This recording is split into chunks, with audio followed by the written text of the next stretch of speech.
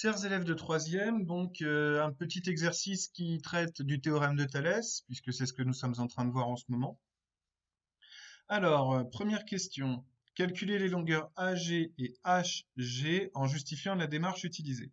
Dès le départ, je sais que les droites EF et GH sont parallèles. Je les fais apparaître en bleu. Je suis dans une configuration avec des triangles emboîtés. Je sais qu'ici, j'ai 3 cm, là j'en ai 4. Je sais que AH fait 7 cm et je sais aussi que EF fait 6 cm. Alors, je suis dans une bonne situation. Les triangles AEF et AHG sont emboîtés l'un dans l'autre. Il y a deux côtés qui sont parallèles. Je vais donc me servir du théorème de Thalès dans cette configuration qui est là. Comme d'habitude, on commence toujours par parler de la configuration. Je sais que les droites AG et AH se coupent en A. Donc c'est bien lui mon point de référence. Je sais que AFG et AEH sont alignés dans cet ordre.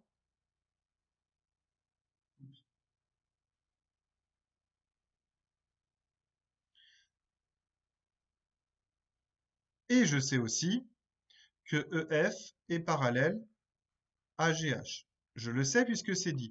Donc là, j'ai vérifié les 3 points qui me permettent d'activer le théorème de Thalès. D'après le théorème de Thalès,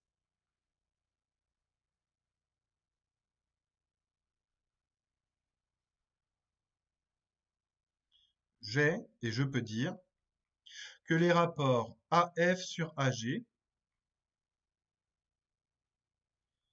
AE sur AH et EF sur GH sont égaux. C'est le théorème de Thalès qui me permet de dire ça, et uniquement parce que j'ai bien vérifié ces 3 points-là au départ. On l'a fait plusieurs fois depuis le début de l'année, mais bon. Alors en particulier, ça me donne donc 4 sur AG est égal à 3 pardon, sur 7, qui lui-même va être égal à 6 sur GH. On s'en sort ensuite en terminant avec des calculs, les calculs des produits en croix. Donc on demande AG, ça va être égal à 4 fois 7 divisé par 3, ce qui fait 28 tiers. L'unité est en centimètres, je crois, donc AG égale 28 tiers de centimètre. On demande des valeurs irréductible, hein, donc fraction irréductible, on ne peut pas la simplifier, celle-ci. Et pour GH, on va faire 6 fois 7 divisé par 3.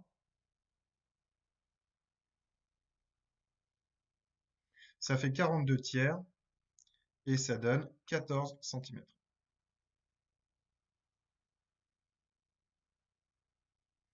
Voilà pour la question 1, normalement, et ça se fait très rapidement, c'est du très classique, et voilà ce qui était attendu. Je pense que pour vous, ça n'a pas dû poser de problème.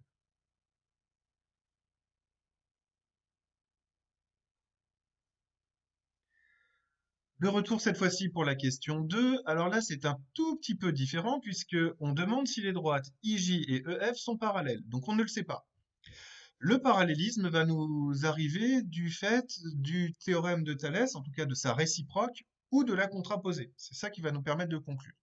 Que ce soit pour la réciproque ou pour la contraposée, on a quand même deux choses à faire. La configuration, plus une égalité, ça nous donnera des parallèles. Ça, c'est la réciproque. La configuration, plus une non-égalité, ça va nous donner des droites qui ne sont pas parallèles. Ça, c'est la contraposée. Alors, je vais déjà commencer par vérifier la configuration. C'est cette partie-là qui m'intéresse, puisque ce sont ces deux droites-ci qui me sont proposées. Je suis donc là face à un triangle, enfin une configuration de Thalès en nœud papillon, donc je vais l'établir. Je sais que les droites EJ et IF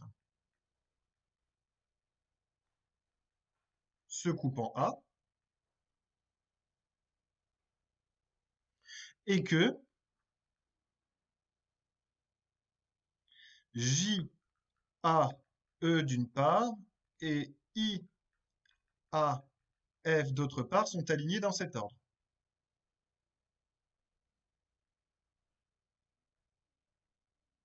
Alors, comment je l'ai vu?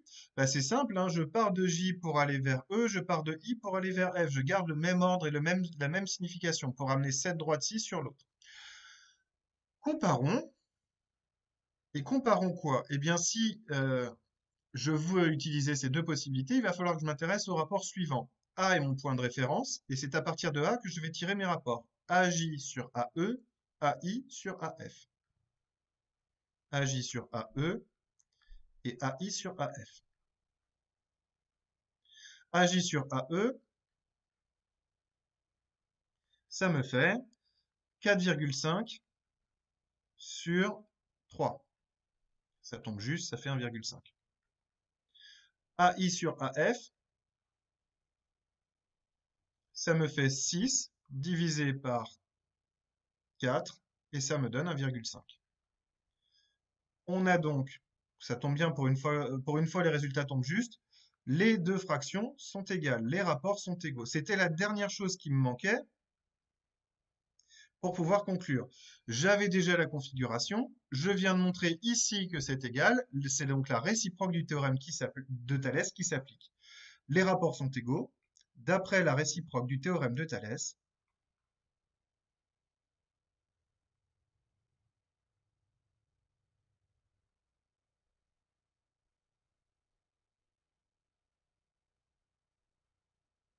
les droites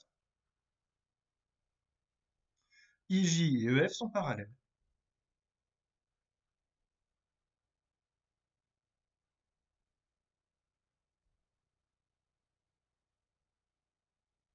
Voilà qui conclut cet exercice, qui est donc un vieil exercice de brevet, mais qu'il est important de savoir faire pour bien comprendre et bien utiliser le théorème de Thalès dans deux des trois utilisations classiques.